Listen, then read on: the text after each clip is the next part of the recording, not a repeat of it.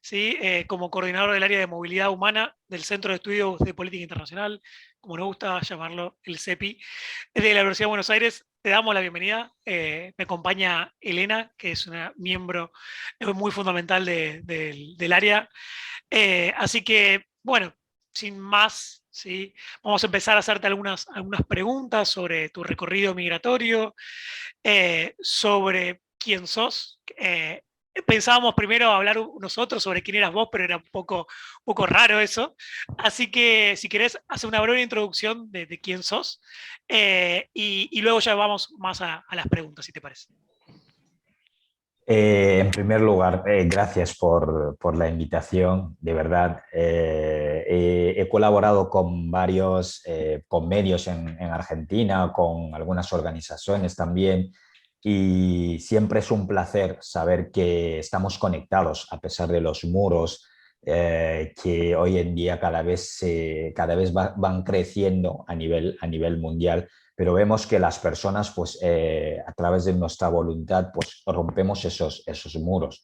Y de verdad es un placer, como lo he dicho, esta entrevista evidentemente lo llevamos preparando entre una cosa y otra, pues, desde varios meses, y con más motivos, pues hay que hacerlo, ¿no? Para llevar nuestra voz, pues, donde haga falta. Yo, para presentarme, es verdad que es un ejercicio que me cuesta muchísimo hablar de uno mismo, pero me suelo presentar como africano de origen camerunés. Es una presentación tan sencilla porque yo, si hay algo de lo que estoy seguro que soy, es africano. Lo segundo, camerunés, bueno, porque tengo el pasaporte camerunés, y la idea de Camerún es algo que cada vez se me difumina más, y entonces me considero incluso mucho más, de una forma más global, africano, que es lo que tengo la seguridad de ser, que de un territorio como Camerún.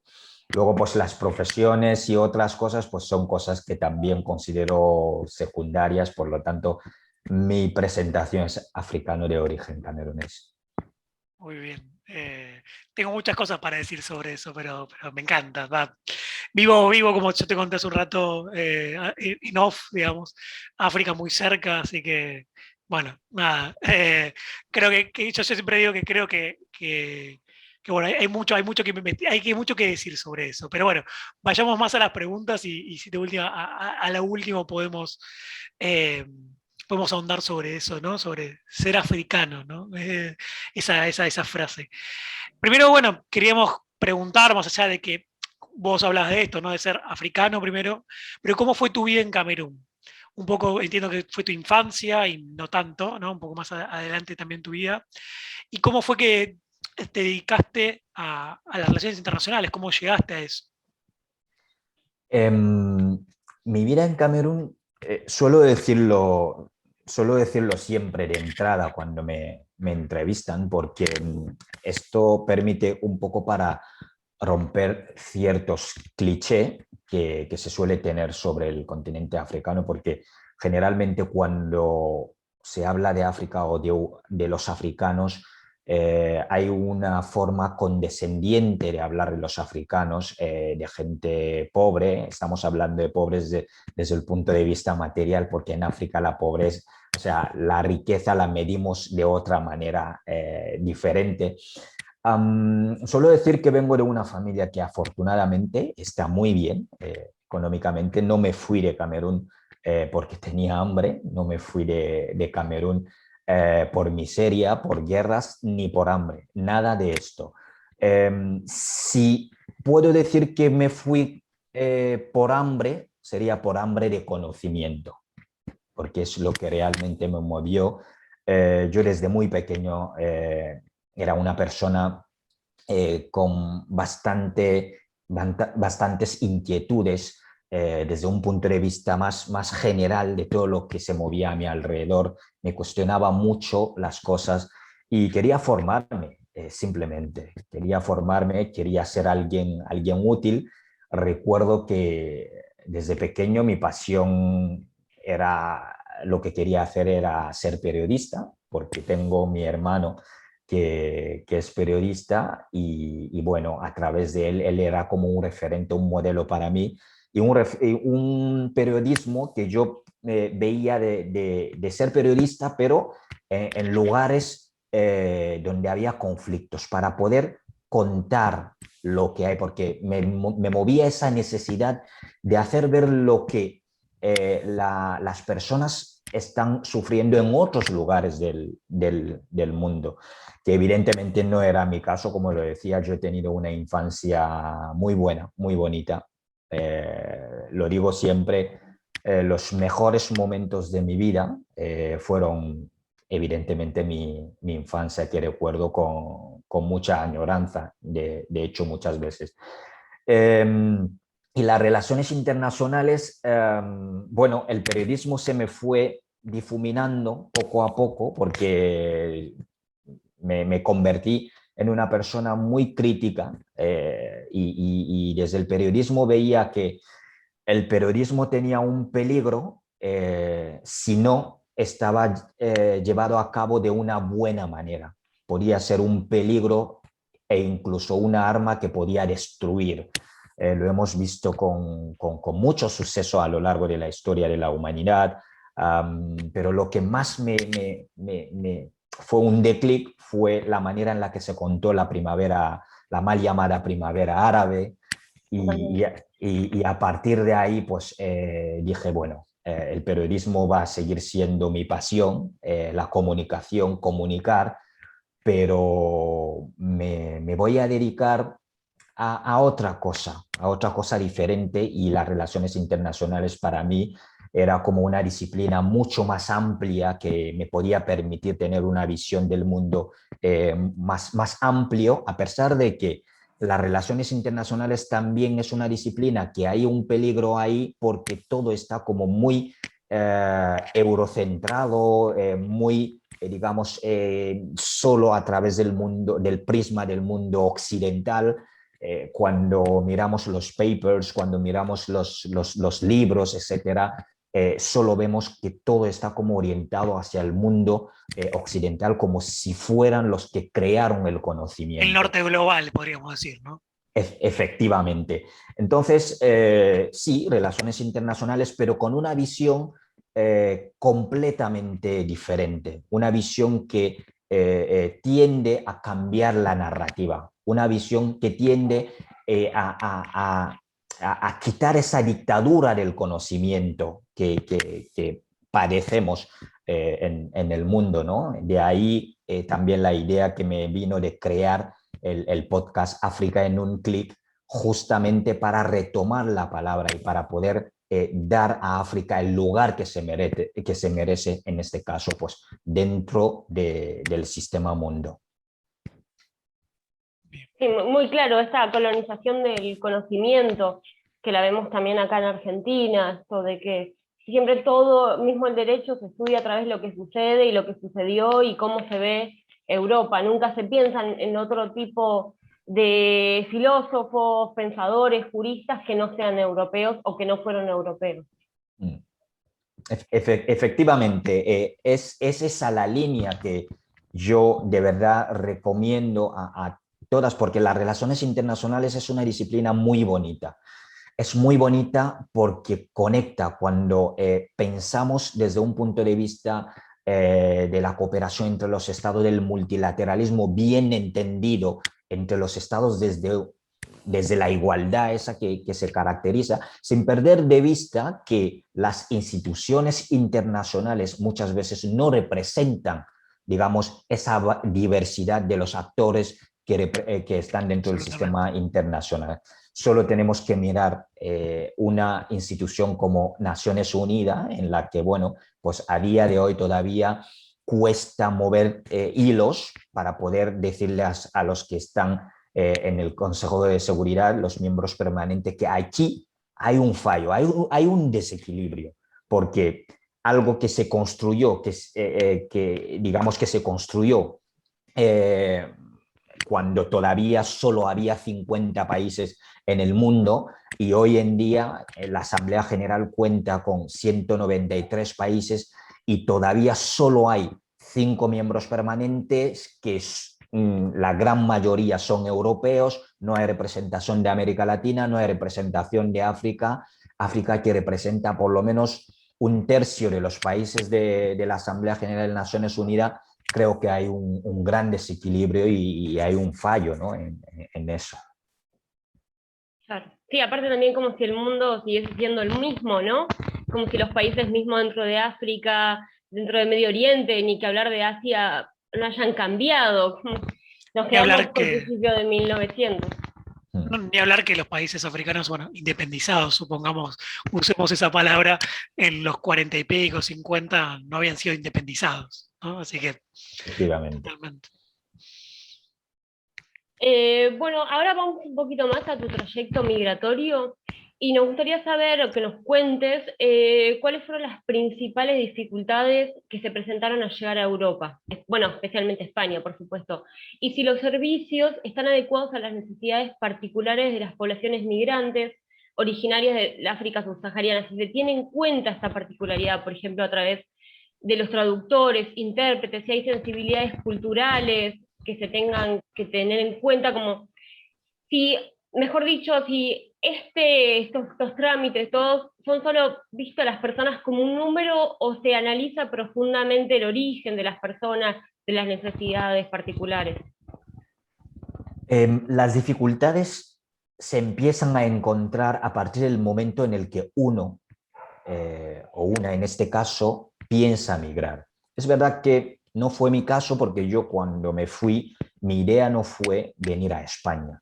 Pero para la gran mayoría de los africanos o de la gente del sur global en general, migrar, ese derecho que viene recogido en el artículo 13 de la Declaración Universal de los Derechos Humanos, te das cuenta de que nacer en un sitio ya te limita de tener acceso a ese derecho en el que, bueno, nos dicen que todos los seres humanos nacemos iguales en derecho y dignidad.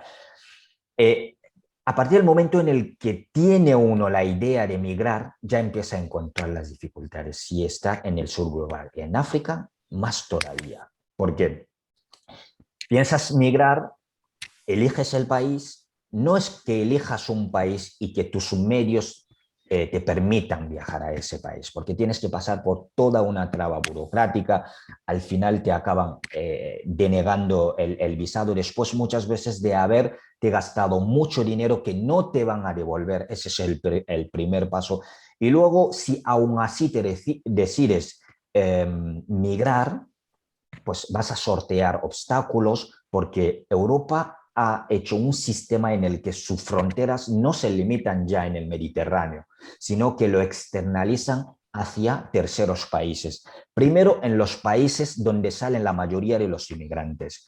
Segundo, en los países de tránsito, en los que también hay cárceles financiados por Europa para poder impedir la llegada de los inmigrantes. Una vez que sortee todo eso, esos obstáculos, llegas a la puerta de Europa, pues está el mar Mediterráneo y luego está la valla de Ceuta y de Melilla, que son dos territorios que España tiene en el continente africano. Esos son los obstáculos que sorteas. Y luego, incluso en el mar Mediterráneo, los que cogen las embarcaciones para poder llegar hasta la otra costa de Europa, también se encuentran, curiosamente, con todos los sistemas de controles que hay, mucho dinero que se invierte en esa militarización de las fronteras marítimas y las fronteras terrestres en este caso, y con todo ese mecanismo de control todavía seguimos viendo las muertes en el Mediterráneo. Y yo muchas veces me hago la pregunta de si realmente con todo ese mecanismo de control sigue muriendo la gente, eso quiere decir que hay como una voluntad, digamos, de dejar morir. El dejar morir que puede ser como un método disuasorio, porque también lo hemos escuchado en discursos de algunos políticos europeos, para no crear el efecto llamada que ellos dicen. Entonces, Podríamos, perdón, Sani, que te interrumpa, pero podríamos sí, hablar de una necropolítica, ¿no? efectivamente, como lo acuñó el filósofo camerunés Achille Mbembe, que hablaba de la necropolítica, evidentemente. Entonces se puede hablar en esos términos. Una vez que llegas, has sorteado todo, no has muerto en el intento, llegas, entonces ahí te encuentras con algo que te choca en primer lugar, porque cuando venimos hay una idea de esa Europa que abandera los derechos humanos, esa Europa que es lugar de libertad y todo lo que se puede contar. Y cuando llegas, en mi caso, a mi llegada, yo fui recibido por disparos de pelotas de goma por parte de la policía, de la Guardia Civil, perdón, española. Y mientras tanto la policía marroquí también en el mar pues iba pegando a la gente. Entonces esto es lo primero que te choca, ese recibimiento cuando estás yendo hacia un lugar que supuestamente respeta los derechos humanos.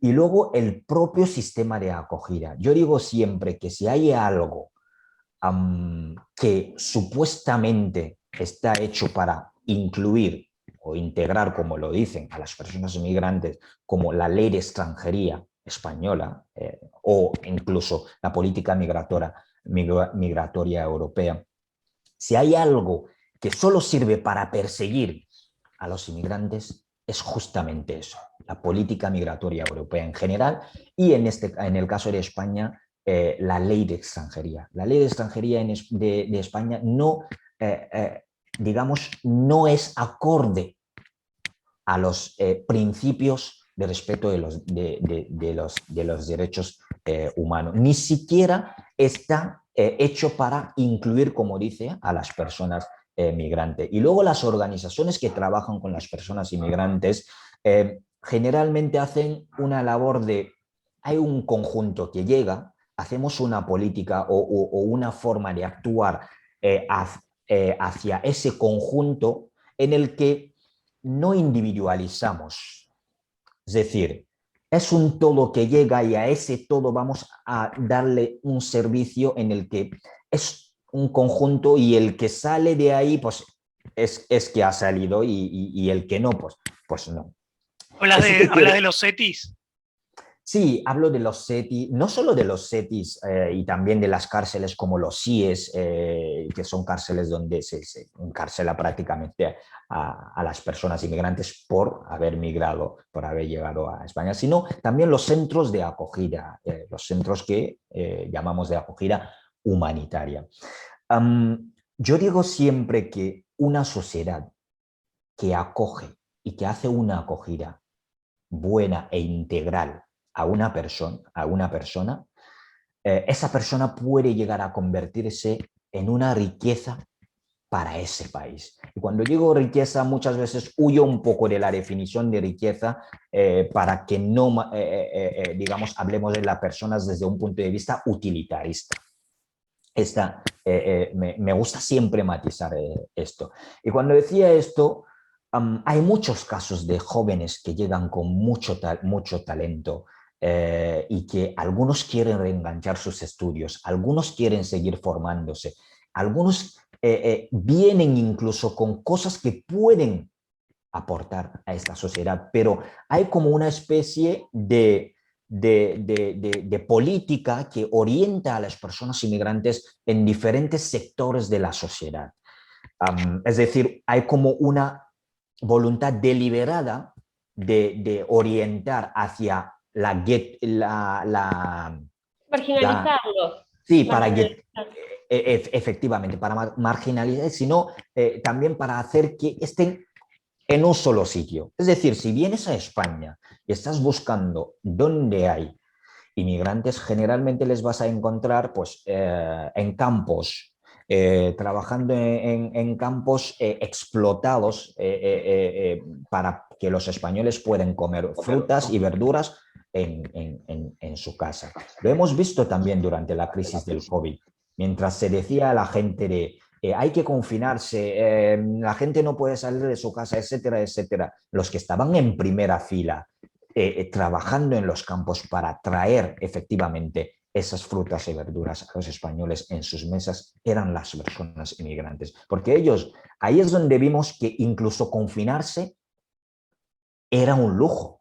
Porque hay gente que se quejaban, que ahora el gobierno nos va a confinar, pero es que había una parte de la población que ni siquiera puede tener ese lujo de decir, me voy a confinar en un lugar, en un espacio, en una casa. No tenían ese acceso a esto. Entonces, las organizaciones, pues hay muchos que incluso en sus políticas de búsqueda de empleo, etcétera, a las mujeres les orientan hacia los trabajos domésticos, los trabajos de cuidados, los trabajos de hogar, y a los hombres generalmente pues en los campos a cultivar. Y esas son las dos vías grandes. Por eso digo que esas organizaciones deberían de plantearse si realmente quieren hacer una acogida integral a las personas, teniendo en cuenta todas las dimensiones del ser humano.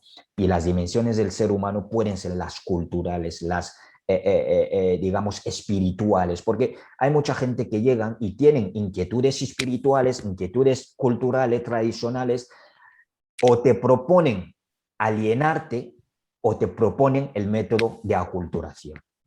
Esos son lo que nos proponen. Y cuando digo España, lo podemos poner a Alemania, lo podemos poner a Francia, Sí, sí. etcétera.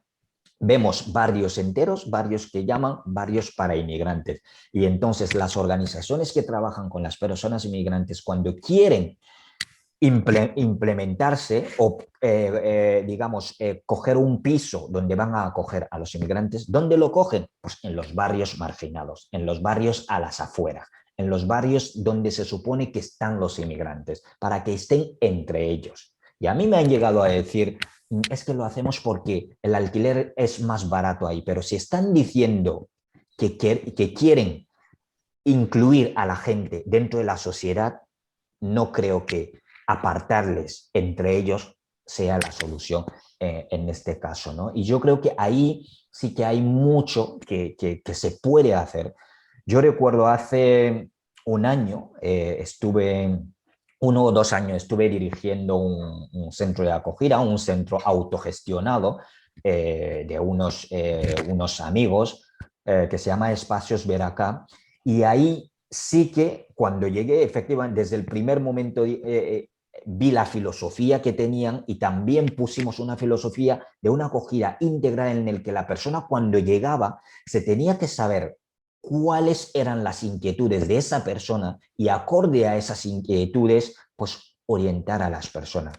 Hay gente que llega y te dicen, yo quiero tener dinero ya y para ello quiero ir al campo a trabajar. Perfectamente, no pasa absolutamente nada, que sea una voluntad por parte de la persona, entonces se le orienta.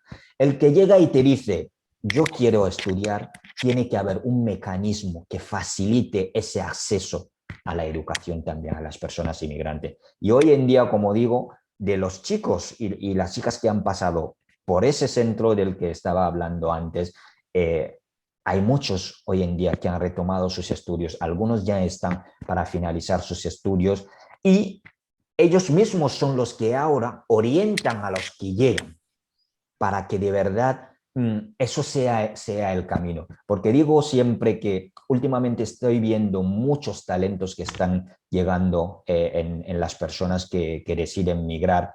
Algunos se ven obligados a migrar y otros lo hacen de manera voluntaria. Y cuando llegan esos talentos, creo que tiene que haber programas que les acompañen y que les orienten. Bien. Yo, digamos, íbamos a preguntarte sobre los obstáculos, ¿no?, de los migrantes en España, pero ya nos has hablado sobre eso recién.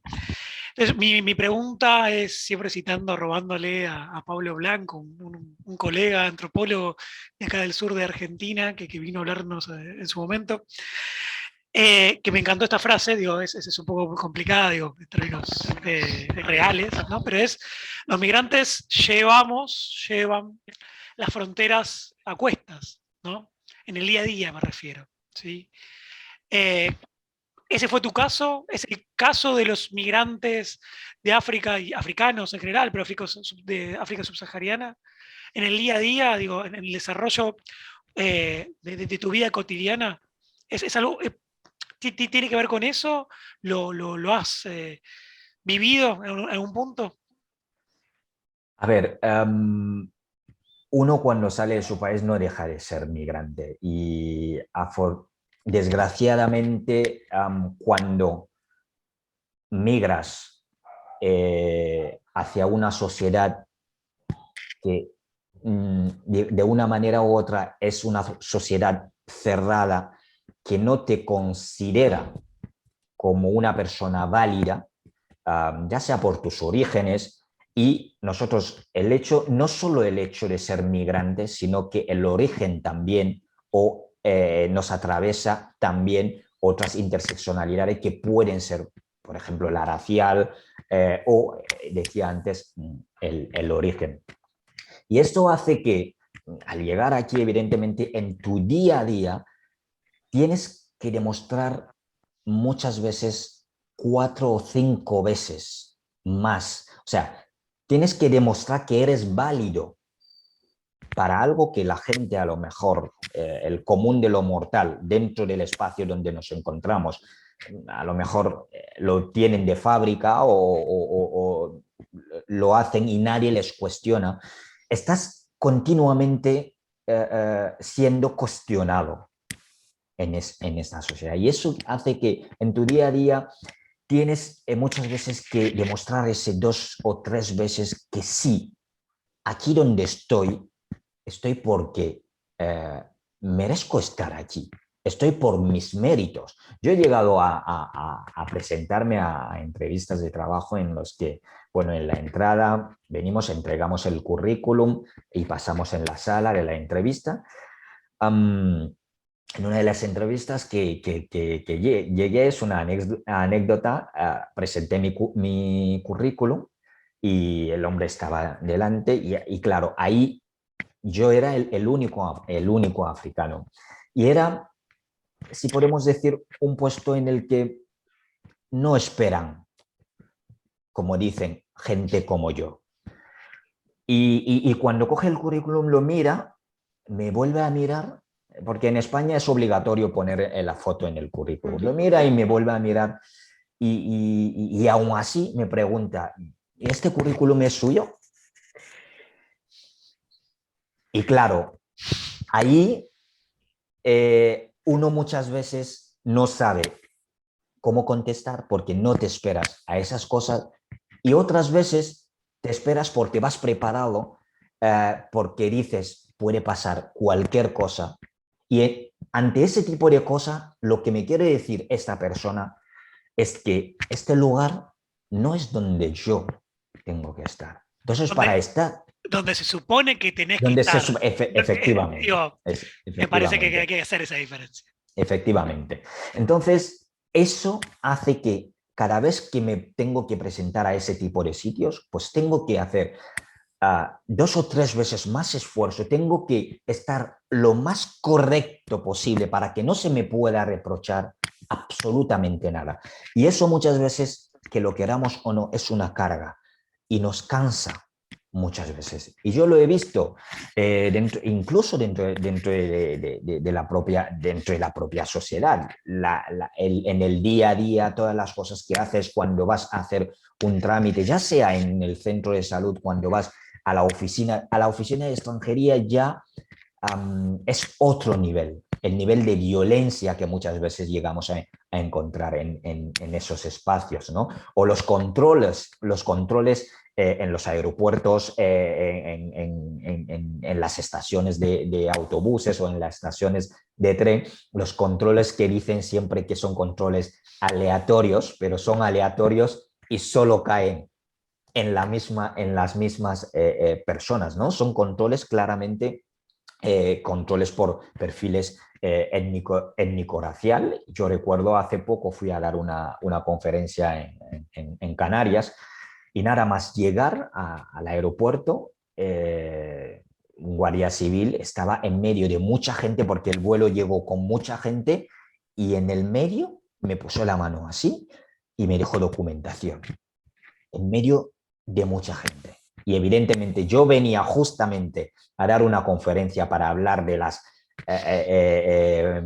paradas policiales y también porque aquí se ha hecho muchos trabajos sobre esos temas y cuando le recriminé esto, claramente me dijo, es un control aleatorio, algo que evidentemente no compro ya porque sé de qué va ese tipo de cosas, ¿no?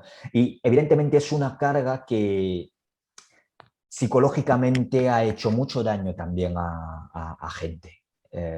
Yo creo que la sociedad en general no se da cuenta de, de todo lo que supone esa violencia desde un punto de vista de la salud mental o psicológica de las personas migrantes. Si no eres fuerte, evidentemente hay gente que lo pasa muy mal. Y aún siendo fuerte, porque no tenemos por qué ser fuerte en ese sentido, ¿no? Tenemos que vivir nuestras vidas de una manera normal, pero parece ser que tenemos que ser fuerte para superar ese tipo de cosas, lo que de verdad no concibo y no veo bien. Claro, como que siempre hay que estar demostrando que uno puede, o acá también como se dice mucho que estás occidentalizado, como que siempre, bueno, si no sos musulmán y golpeas a tu esposa, bueno, entonces estás occidentalizado. Efectivamente, Es como, es justo esto. Y además nos están siempre presentando el que destaca es el primer migrante a hacer no sé qué, no sé cuánto, y salen en los titulares. Y no les da vergüenza que una sociedad que se ha construido y que se construye de migrante saque un titular como siendo orgullosos de decir, el primer inmigrante que llegó a la universidad, el primer inmigrante que, si es el primer inmigrante en el Hay un 2021 problema. en llegar a claro, la universidad, es que hay un problema, la sociedad se tiene que mirar, ¿no? Y luego presentar también muchas veces a los que destacan como un logro no solo de la persona, sino de la sociedad. claro, Y sí, también una forma de decir que, jolín, pues él se ha integrado, porque esa también, existe también esa parte, ¿no? Lo decías antes, Elena, en tema de la islamofobia muchas veces también sí. ocurre de la misma manera en la que si llegas y hace todo como los occidentales y reniegas a tus raíces, entonces Está bien, sí. sí, eres de los buenos, sí, sí. Mm. Sí, sí, sí. Bueno, en España es sabido, es muy conocido el caso de las mujeres musulmanas que, bueno, cuando llegan a hacer o llegan a una profesión, ay, mirá qué bueno, llegó una mujer musulmana, encima se sacó el velo, Mm. está occidentalizada, está bien, aprendió, se adaptó. Y si no, o si simplemente es una persona común y corriente que vive una vida promedio, no llegó, no era apta. Así es, así es. Mm. Sí, yo Eh, creo que, perdón, no, después no, podemos hablar un poco sobre eso, sé que no tenemos un montón de tiempo, pero a lo que voy es que me parece que Argentina, en otras tuvimos un conjunto de sesiones ya de hace unas semanas atrás, de un montón de temas sobre movilidad humana, pero digo, Argentina y España en ese sentido, en términos de sociedad, no son tan distintos. Acá, por un montón de cuestiones, ¿no? Que básicamente el mito fundador es blanco europeo. eh, Acá también, cuando una persona racializada te dice hay discriminación, el blanco le dice no. Entonces, me parece que el punto en común, digo, para encontrar un punto en común entre ambas sociedades, es que no creen que haya un racismo estructural, ¿no? Y si quieres podemos hablar más de eso y luego, pero me parece que es un punto peligroso, sobre todo que las mismas sociedades no se hayan dado cuenta de que esas prácticas, como decías vos, existen y suceden todo el tiempo. Y sobre todo, digo, es una opinión sumamente personal, pero en base también a lo que has dicho, Sani, tiene que ver con esto, la carga que es por una persona migrante, que el único delito, entre muchas comillas, que hizo es cruzar una frontera que en realidad no existe. totalmente. Eh, ¿Cuáles crees que son los principales problemas que vive la población migrante africana en Europa y en España en particular? Más allá de todos los que hablamos, si podemos resumir, ¿cuáles crees que son los principales problemas? El problema es estructural. es un problema que viene desde la propia política migratoria de Europa, que es una política migratoria mal planteada, una política migratoria utilitarista. Cuando se habla de los inmigrantes, se habla en términos de mano de obra que llega y cuando llega y cumple se convierte en un desecho que simplemente se puede deportar porque ya ha servido de lo que servía. Pero al mismo tiempo es como una lógica también histórica que se vuelve a poner de manifiesto en el siglo XXI, ¿no?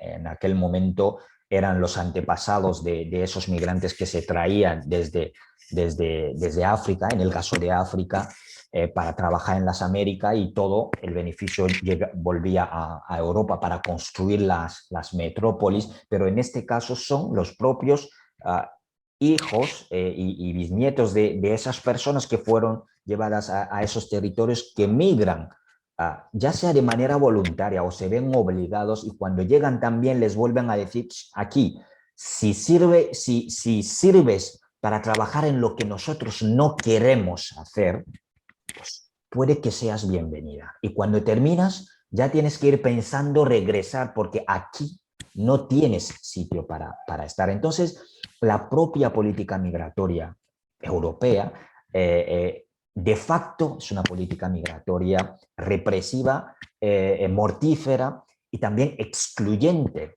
hacia las personas inmigrantes. Por eso todavía no es que Europa no sepa cómo legislar para, digamos, conforme a los derechos humanos o a algunas convenciones internacionales que han firmado, sino que parece que les da un poco igual, porque estamos hablando en este caso de migrantes que vienen de sitios donde históricamente se ha considerado como la periferia, los excedentes que decía Achille Mbembe en su libro Crítica de la razón negra, los que están considerados como los excedentes. Y evidentemente, ante esa política hay una necesidad de invisibilizar a esa persona, porque lo que no vemos no existe, evidentemente. Las personas migrantes están aquí, están generaciones y generaciones en todos los países europeos. Basta con ir a los colegios aquí y ver los niños y las niñas provenientes digamos, de familias migrantes que a día de hoy todavía les siguen llamando primera generación, segunda generación, tercera generación y no sabemos cuándo van a pasar a ser ciudadanos, digamos, completos, como todo el mundo, ¿no? Entonces, hay varias cosas que son diferentes capas que vuelvo a decir que hace de la política migratoria europea una política migratoria represiva desde todos los puntos de vista. Pero de cara a la galería, es la misma Europa quien, cerrando la frontera o deportando a los refugiados o a los inmigrantes, hace vuelos hacia Afganistán para traerse a los afganos. Y muchas veces parece una tomadura de pelo también ese tipo de cosas, ¿no? Pero para la gente que llevamos dedicando día tras día a este asunto, ya nada nos sorprende. Se va a organizar muchos coloquios, incluso financiados por Europa, coloquios sobre migración. Muchas veces cuando veo formación de coloquios de no sé qué, no sé cuánto Europa, no sé qué, van a repensar y llevan años organizando coloquios, diciendo que van a repensar. Tienen a grandes asesores, no digo que no, y muchas veces algunos incluso de los que hacen la política migratoria europea no han pisado la frontera sur de Europa en su vida y no saben lo que está ocurriendo ahí, pero desde sus despachos en Bruselas legislan para decir, ojo, que están legislando para proteger a los migrantes contra los grupos de contrabandos, para proteger a los migrantes contra las mafias y cuando realmente esas mafias empiezan en este caso en Bruselas, ¿no? Con la política de externalización de las fronteras. La vida de los migrantes en Europa como digo, es un sinvivir. Por eso digo que muchas veces para migrar o para ser migrante no basta con tener la voluntad, hay que ser, digamos, hay que armarse de valor también, porque lo que se vive aquí, hay mucha gente que después de tanto tiempo de haber sufrido, digamos, pasado por las trampas del sistema, pues deciden volver a sus lugares de origen. Y ahí muchas veces digo que la sociedad europea tiene un gran papel que jugar en esto, porque las políticas la deciden, lo queramos o no, la deciden también la población y la sociedad, porque dependiendo de los temas, la sociedad europea sí que se moviliza. Hay temas con los que sí se movilizan, salen a la calle, alzan su voz y entonces influyen a la hora de legislar, influyen a los legisladores. Pero para el tema migratorio todavía es algo que cuesta movilizar a la gente porque no sienten eso como parte suyo. Y aparte, la gente está muy desconectada de la realidad política en sus diferentes países, no solo en Europa. En África es lo mismo, en América Latina seguro también es lo mismo. La gente está desconectada porque se nos ha enseñado durante mucho tiempo a huir de la política, porque la política es cosa de los políticos. No, y lo digo muchas veces, nos tenemos que interesar a la política, porque si no, de la política que huimos, eso nos volverá a la cara como lo estamos viendo, ¿no? Hay muy poca gente que sabe cuáles son las directrices de las políticas exteriores de sus diferentes países, por ejemplo. La política migratoria en Europa, hay mucha gente que no sabe ni siquiera de qué va, a no ser que tengan o parejas o amigos o alguien cercano que ha pasado o que ha ido a la oficina de extranjería y ha pasado algo. Yo hablaba hace poco con una chica que me decía, ahora me estoy dando cuenta de por todas las cosas por las que tenéis que pasar, porque tengo mi novio, que creo que me dijo que es de Túnez, y le acompañé a la oficina de extranjería, joder, la manera en la que atienden a la gente, pero eso es inhumano. Digo, bienvenida a mi mundo y a nuestro mundo de los migrantes, porque ellos están aquí y en verdad eso parece que no va con ellos. Justo con todo esto que decís, nos gustaría saber un poco cómo ves el rol del periodismo en todo esto. Por supuesto que sabemos hay una insensibilidad en el periodismo, en los medios de comunicación, a hablar del tema de migración, entonces nos gustaría que nos cuentes, particularmente en tu rol como activista, cómo lo ves, esto de, bueno, continuamente siempre esta criminalización del migrante en los medios de comunicación. Segundo.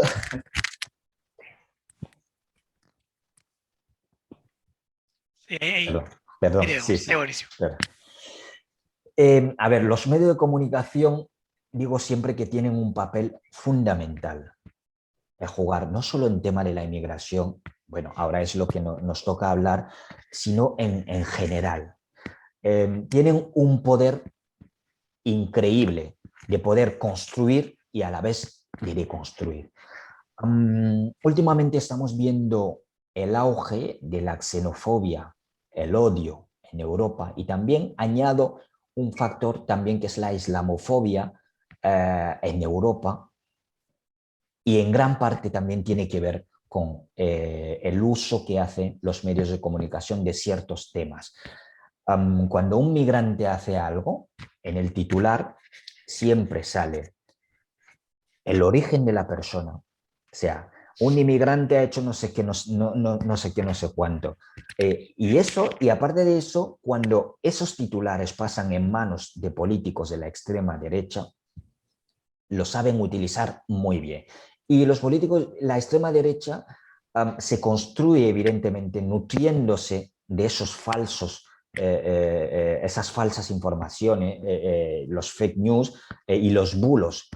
alimentan las redes sociales, utilizan muy bien, en este caso, digamos, la comunicación en las redes sociales, saben cómo llegar, dónde llegar, utilizando el populismo, que también, porque decía un ideólogo de la extrema derecha que repite la mentira tantas veces y esa se convertirá en verdad. Y eso es lo que realmente muchas veces hacen los medios de comunicación afines a la derecha o a la extrema derecha, y eso lo vemos reflejado en nuestras vidas, porque si te dicen han pegado a unos inmigrantes o alguien ha salido hace, creo, 2 meses, alguien salió en Gran Canaria, aquí en España, con machete, grabándose que va a cazar a migrantes. Los inmigrantes que estaban alojados ahí en Canarias, porque en diciembre creo que fue, pues llegaron muchos migrantes y en enero también. Entonces salían con machetes a cazar inmigrantes. Y eso es una respuesta también al uso que hacen algunos medios de comunicación y también algunos políticos. Y eso se ve reflejado evidentemente en la vida de las personas inmigrantes. Si vas a salir a la calle, dependiendo de las zonas, temes que puedas encontrarte con alguien por lo que sea que te pueda violentar, que te pueda agredir o lo que sea. Y eso a veces incluso se normaliza. Eso se está normalizando. Y para mí veo que es un peligro, porque ahora mismo salir y decir y soltar una barbaridad en una tribuna, en el Parlamento, en el Congreso, de cara a las personas inmigrantes o de cara a los musulmanes, eso te sale barato en Europa. Sí, se habla con la libertad de expresión. Efectivamente, apelan a la libertad de expresión y entonces ahí es donde realmente vemos que el lenguaje también y el uso que hacen los medios de comunicación de ciertas cosas pues se refleja en la vida de las personas. Y cada vez estamos viendo el auge de los grupos de extrema derecha, los grupos xenófobos, los grupos que siembran odio, porque hoy en día en Europa, si alguien quiere ganar las elecciones, no hace falta que redacte un programa, no hace falta, solo tiene que ir en contra de los inmigrantes y en contra de los musulmanes. Si vas en contra de los musulmanes y en contra de los inmigrantes, pues vas a ganar las elecciones sin ningún problema. Si no ganas las elecciones, por lo menos vas a tener seguidores y esos seguidores no van a parar de crecer, porque hoy en día es lo que vende. Y ahí es donde vuelvo otra vez a hablar de la sociedad, porque esa sociedad es la que da voz a estos representantes, porque si realmente no fueran premiados después de soltar barbaridades de xenofobia u odio, si no tuviesen recompensa por parte de la población que les apoya, seguramente los discursos cambiarían. Y ahí es donde muchas veces digo, pues llamo a los medios de comunicación, a la sociedad, de ser más responsables en este caso. Porque los inmigrantes por lo menos tienen un lugar donde acudir cuando la cosa se pone fea. Lo digo siempre. Yo por lo menos tengo un sitio en el que digo, bueno, nací en tal sitio, cuando la cosa no va, puedo regresar. Ahora, la fractura o la polarización que ya se ha creado dentro de la sociedad, porque hay una parte de la sociedad que sí apoya y sigue digamos, la línea esa de la diversidad dentro de la sociedad, y hay otra parte que no. Pues una vez que el enfrentamiento de esos dos polos polarizados de la sociedad, una vez que se llega a esto, evidentemente los inmigrantes pueden decir, pues yo me voy, por lo menos, y esa sociedad es la que realmente va a sufrir ese daño que digamos, muchas veces se ponen muy fea las cosas, porque he llegado a ver discusiones incluso dentro de las propias familias entre unas personas que sí apoyan y entienden hacia dónde tiene que ir el trato que se da a las personas inmigrantes y otros que no lo entienden. Para cogeros un ejemplo, hay un medio de comunicación que ha sacado hace poco, ahora no sé si están siguiendo la actualidad del volcán Sí.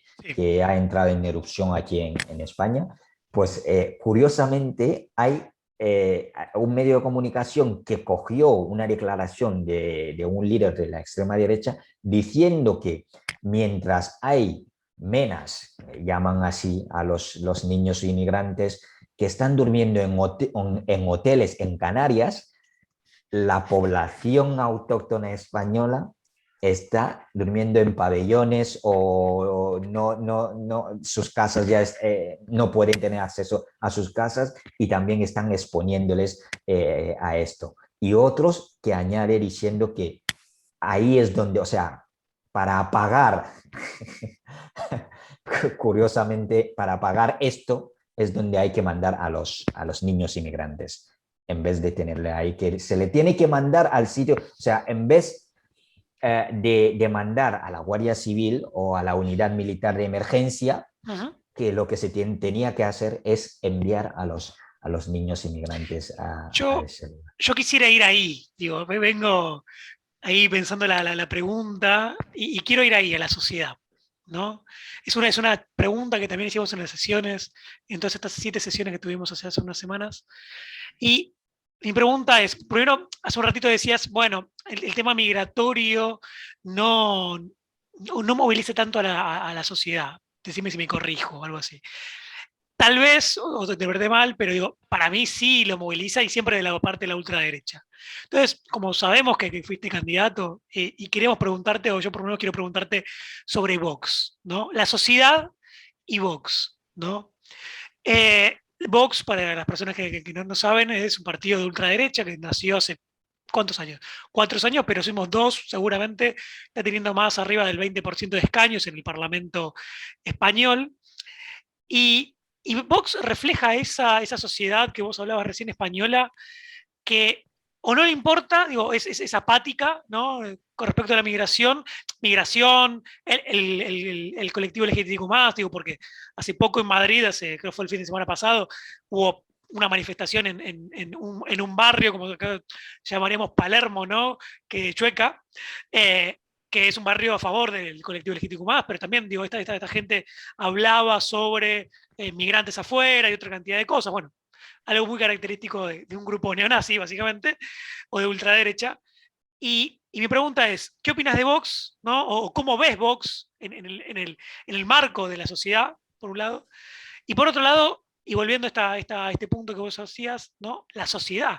¿Cómo responde la sociedad frente a Vox? ¿Vos pensás que Vox y todos estos valores, a eso me refiero, van a seguir penetrando en la sociedad española? ¿Le ves alguna, digamos, viabilidad política a Vox todavía aún mayor? A ver, la lectura que hago aquí es, a ver, por una parte una lectura puramente política en la que desgraciadamente están teniendo mucho apoyo, están teniendo mucho auge como sus colegas a nivel europeo en este caso. Pero curiosamente están teniendo apoyos. Cuanto más duro está siendo su discurso, más apoyo están teniendo. Entonces, esto es algo que si se tiene que analizar desde un punto de vista sociológico, pues hay cosas que no se llega a entender de esta sociedad que en parte muchas veces dice estamos abiertos a ver a las personas que vienen de otro sitio, a verles de otra manera, a abanderar los derechos humanos, pero por otra parte están políticamente apoyando esos discursos o a esos políticos de Vox. Es un peligro, claramente. Lo he dicho siempre en todas las entrevistas que doy. Vox es un peligro para la sociedad española, no solo para los inmigrantes, porque vuelvo a decir, los inmigrantes aquí no pintan prácticamente nada. Es verdad que son los que padecen, son los que sufren. Los inmigrantes no tienen poder para poder cambiar esto. Si lo tuvieran, seguro que lo harían. No tienen poder, porque la legislación pues tampoco permite que pueda votar, que pueda... Es decir, la sociedad es la que realmente puede decir a Vox, hasta aquí hemos llegado. Porque fomentar, digamos, el desorden dentro de la sociedad o el odio, como lo que vimos hace 2 semanas en Chueca, la gente haciendo saludos nazis en pleno Madrid, en pleno siglo XXI, esto demuestra claramente que no hemos aprendido de los errores del pasado y de los estragos a los que nos ha llevado ese tipo de actos a lo largo de la historia. Ahora mismo la gente se lo toma como algo que está de moda, porque hay mucha gente incluso que lo ven como una moda. ¿No lo ven como un peligro? A ver, hay gente que lo ve como un peligro, evidentemente, pero si no se refleja en arrinconarles, esto quiere decir que hay algo que falla, hay algo que no entendemos, porque no se puede decir, lo vemos como un peligro y cuando hace falta en unas elecciones o en lo que sea, arrinconarles y decirles, no cabéis en esta sociedad con ese tipo de mentalidad, ahí no vemos a nadie. Entonces a mí incluso me llego a plantear de verdad si hay gente que les cuestiona o no dentro de esta sociedad, porque a veces la gente habla y a la hora de la verdad pues es totalmente otra cosa. Hay gente que lo ve, como decía antes, como una moda, hay gente que lo ve como que les representa, están diciendo discursos que mucha gente decía, digamos, en silencio. Ahora, esas cosas que se decían en silencio ya están saliendo a la calle, ya están llegando a las tribunas de los parlamentarios. Y cuando llegan a las tribunas de los parlamentarios, la gente se siente como aupados. Entonces, pueden ellos mismos también reflejar eso en la calle. Recordemos que Hitler fue votado. Hitler llegó no a través de un golpe de Estado, no a través de un levantamiento armado, sino que fue votado, se puede decir legítimamente o todo lo que sea, vino en un momento en el que los alemanes querían oír lo que él estaba diciendo en un momento puntual, lo dijo, en el que decía Alemania primero, los alemanes... y una pureza de raza y todo, y las consignas que hemos escuchado y que escuchamos también son claramente, van en ese sentido. Y al final, pues sabemos cómo acabó esto. La gente mira hacia otro lado, ahora, la sociedad, y ahí vuelvo a decir que la responsabilidad completa a Vox tiene una responsabilidad, pero Vox está haciendo lo que tiene que hacer para sobrevivir. No sé si me entienden. Sí, está claro, totalmente. Están haciendo lo que tienen que hacer para sobrevivir. El populismo en este caso, y la gente se lo compra. Entonces ahí la gente tiene una gran parte de la responsabilidad. Y las consecuencias, evidentemente, la verán dentro de esta sociedad. Porque en Alemania, evidentemente, había gente que no estaban con Hitler, pero se callaban. Y se suele decir que si uno se pone de perfil ante una injusticia, es que se está poniendo del lado del opresor. Y yo personalmente es lo que estoy viendo aquí. Muchas veces nos sentimos realmente solos, las personas inmigrantes. Cuando organizamos manifestaciones con cosas que tienen que ver con las personas inmigrantes, les aseguro que vamos solo nosotros y las mismas personas, digamos, de las organizaciones, de las asociaciones, las mismas, vamos los mismos. Generalmente, incluso cuando se organiza charlas o conferencias, muchas veces vemos las mismas caras. Digo, pero es que si nosotros ya sabemos de esto, ya sabemos lo que está pasando entre la sociedad, ya sabemos lo que estamos sufriendo, tiene que venir otra, la gente se tiene que interesar a esto porque evidentemente estamos hablando de algo que tiene que ver con la sociedad en la que vivimos. Y ahí vuelvo a decir, hay una gran responsabilidad por parte de la sociedad.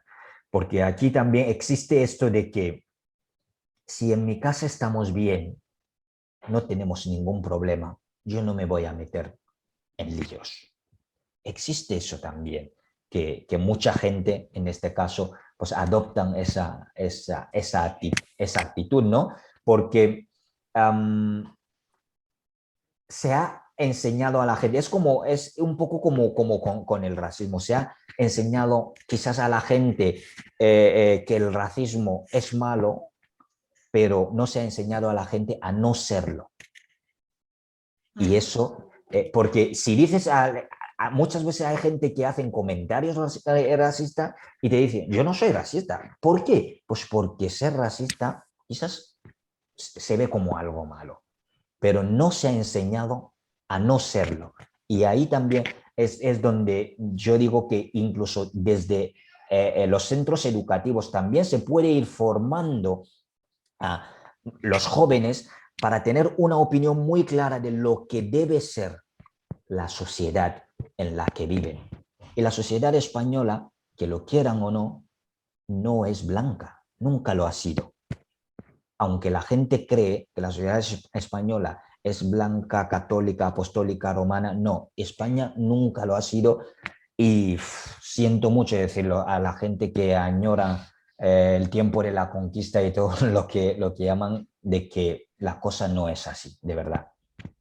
Bien, bueno, como habíamos hablado hace un ratito, acá pasa algo similar, ¿no? Entonces, los mitos fundacionales de constitución de una sociedad y sobre todo de un Estado y una sociedad calan fuerte y, bueno, me parece que es el momento de un montón de personas, en este caso vos obviamente y otra cantidad de personas allá, de decirles, bueno, este es el límite, ¿no? Me parece que es eso, ir a marcar bueno, un límite, que me parece que es un límite absolutamente legítimo, una perspectiva de derechos humanos y otras cosas. No queremos retenerte mucho más, Ani, y por eso te hacemos la última pregunta.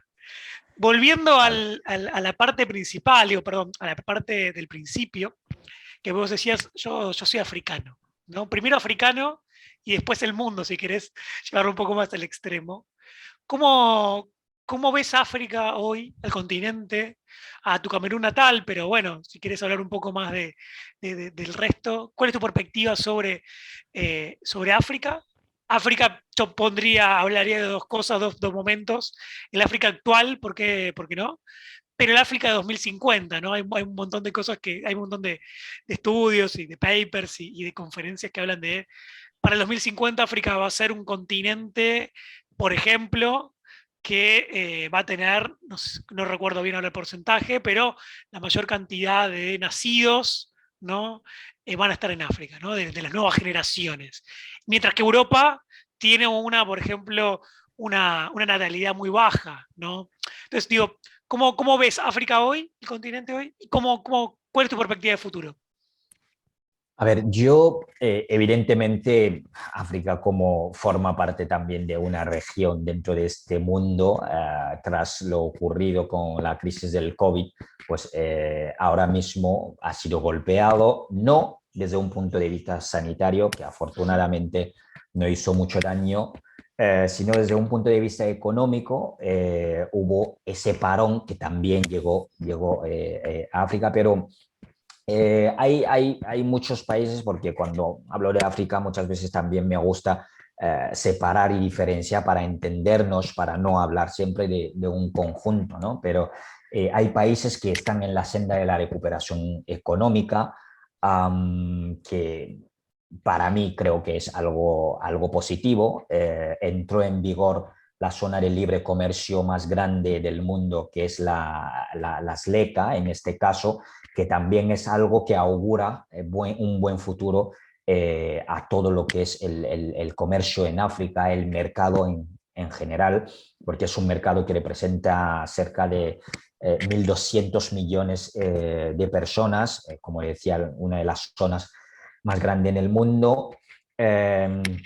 O sea, no exentas evidentemente de obstáculos, de desafíos, esa zona de libre comercio, porque no es lo mismo Nigeria, que es la primera potencia económica del continente africano, que, por ejemplo, Eritrea o cualquier pequeño país que podemos decir, ¿no? Hay que combinar un poco para buscar ese equilibrio en el que pues, los grandes peces no se comen a los pequeños en términos de esa libre circulación de mercancías, etcétera, dentro del continente africano. Yo creo que es algo que va a ser muy positivo para el continente. Entró en vigor, como lo decía, en enero, todavía está en la fase de ponerse en marcha. Fue un hito porque desde que existe la Unión Africana, pues era la primera vez que algo se votaba, digamos, de esa manera que muchos países hayan votado, ratificado incluso en sus diferentes parlamentos, como dando el visto bueno a esa zona de libre comercio. De hecho, por eso se dio el pistoletazo de salida. Y yo soy una persona muy optimista y cuando se habla del continente africano más todavía, tengo una visión muy optimista del continente. Creo en la juventud africana, es una juventud que hoy en día está pegando, digamos, el puño en la mesa para decir, aquí estamos, la regla de juego se tiene que hacer de otra manera porque hay jóvenes con mucho talento en los diferentes sectores de la sociedad y que quieren una África diferente a la que bueno, nos han dejado nuestros antepasados, nuestros padres. Y esa juventud, ojo, es la que va a abanderar, digamos, ese despertar o ese despegar del continente africano, ya sea a nivel económico, ya sea a nivel político. Hay muchos cambios también que se están dando en diferentes países africanos, justamente por la presión de la sociedad civil africana y también a nivel de los intelectuales o los activistas están poniendo a los diferentes líderes políticos del continente.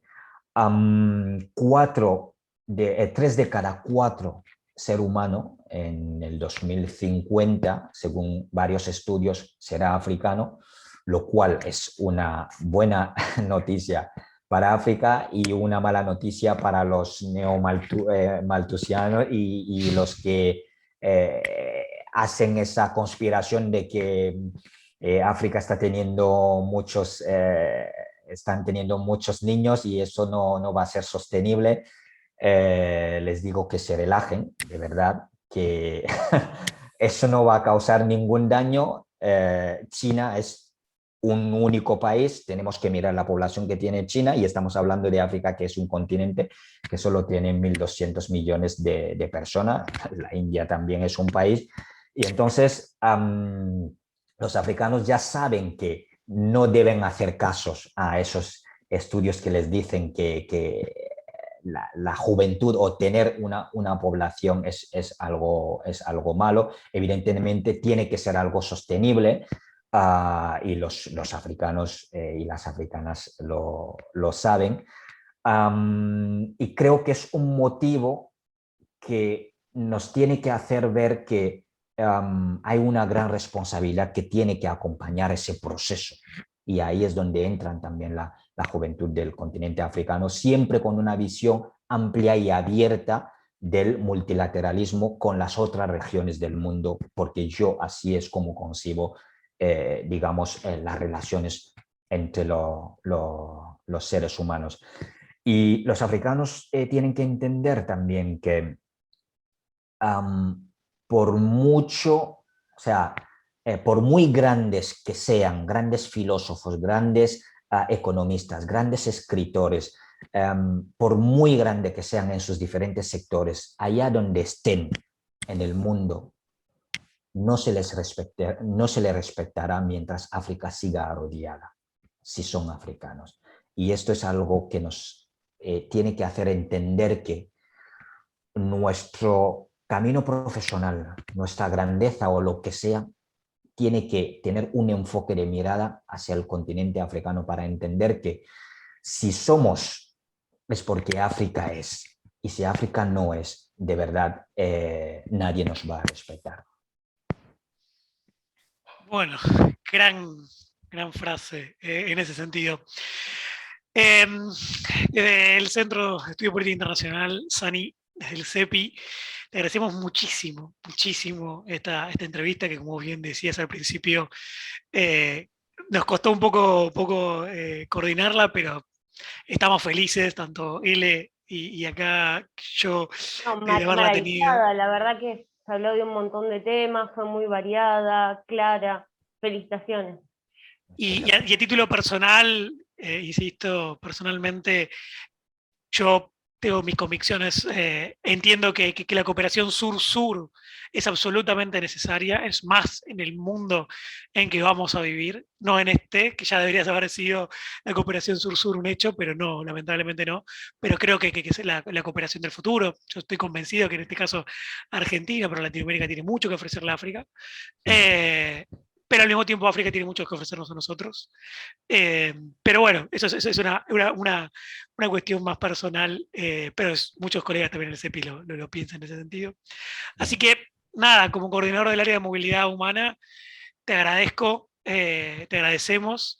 Y bueno, cerramos con esto. Un mensaje de él, si querés hablar algo, y bueno, cerramos con vos, Sani. Un último mensaje que quieras darle a las personas que nos vieron. Así que bueno, nada, por mi parte, infinitas gracias. Ha sido un placer. L. Estoy sin palabras, la verdad, me dejó como un montón de cosas que quiero leer, que quiero investigar más, porque debo reconocer que en general cuando pienso en el África siempre tiendo a mirar los países islámicos, los países árabes especialmente, pero bueno, me parece bien que en este momento de mi vida lea más sobre el África subsahariana. Muchas gracias por despertar también en muchos de nosotros esta inquietud, que estoy segura que muchos que vean la entrevista le va a surgir de empezar a investigar, porque como hablábamos al principio, tenemos colonizada nuestra educación y siempre miramos mucho más a Europa que a los países que no son, o sea, no quiero decir también sur global, pero bueno, África, Asia y también la misma Latinoamérica. Así que muchas gracias, infinitas. Estoy sin palabras en realidad. Gracias. Para mí ha sido un placer, de verdad. Ha sido un placer, un rato muy enriquecedor. En todos los espacios donde me encuentro siempre tiendo a sacar algo también que me pueda, digamos, beneficiar en un futuro también en mi formación como persona y también a nivel profesional, porque yo soy una persona que está en continua formación. Y para terminar, de verdad, antes decía Ignacio el tema de la cooperación sur-sur. Yo entiendo que es nuestro momento, nunca lo he dudado, a pesar del baile que se hace en Nueva York ahora mismo. Sé que el camino es esto, el camino es de creer primero que lo podemos hacer, porque bueno, ha habido hitos históricos también que han acercado a los sures y a pesar de todos los obstáculos que han encontrado, han demostrado que pueden cooperar entre ellos y también demostrar, como Galeano decía, que los nadies también pueden ocupar los lugares. Y esto, de verdad, muchísimas gracias. Yo digo una sola palabra que me caracteriza, que es la que me acompaña siempre, es el optimismo. Yo soy un eterno optimista y así quiero seguir siendo.